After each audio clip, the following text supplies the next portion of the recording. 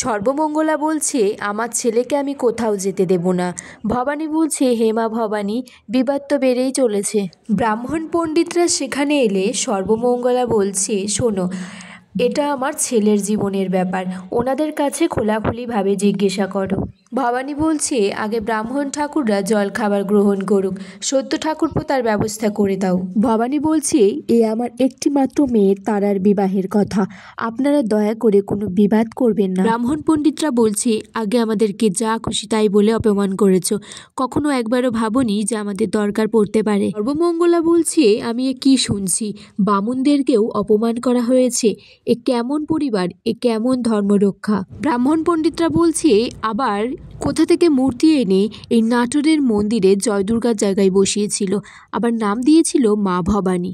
ভবানী তখন বলছে, মা জয় দুর্গা আর মা ভবানী একই ঠাকুর, তার ভিন্ন দুটো রূপ। সর্বমঙ্গলা তখন বলছে, এই বিয়ে হবে না। ভবানী বলছে, অতীতের কথা বলতে গেলে অনেক কথাই বলা হয়, আপনারাই আমাকে শিকল দিয়ে বেঁধে পাথর দিয়ে আঘাত করেছেন। সত্য বলছে সেই, তুললে কিন্তু অনেক কথাই তোলা যায় তর্কালঙ্কার মশাই। দেওয়ান মশাই বলছে, রাজরানী কিন্তু অতীতের সব কথা ভুলে আপনাদেরকে আবার এখানে স্বাগতম জানিয়েছে। ভবানী তখন হাত জোর করে বলছে, আপনারা বলুন আমাকে কি করতে হবে।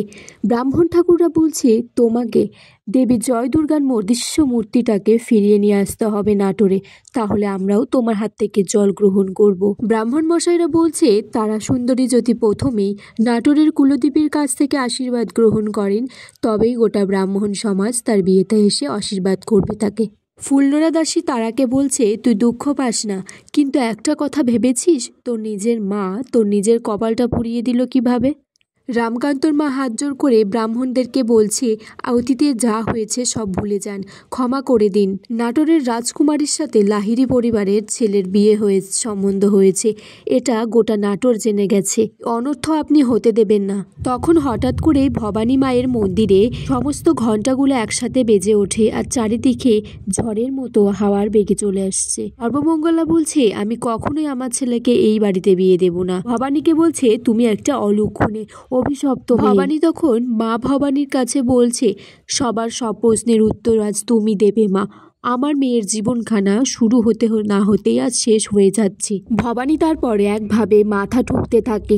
তখন মা ভবানী তার জয় দুর্গা রূপটা সবাইকে দেখায়। তোর মা বলছে, দেখো, মা ভবানী আর মা জয় দুর্গা তা একই ঠাকুর, আমাদের রাজরানী নাটোরের কখনো কোনো ক্ষতি করেনি গো।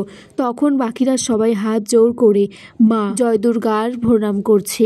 মা ভবানী তখন বলছে, তোদের সাহস কি করে হয় আমার অস্তিত্বকে নিয়ে তোলার।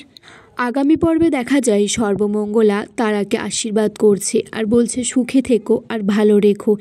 এদিকে ফুলনোরা দাসী সর্বমঙ্গলার সাথে সই পাঠিয়েছে আর বলছে, যখন দরকার হবে আমাদেরকে বলবেন, সব সময় পাশে আছি।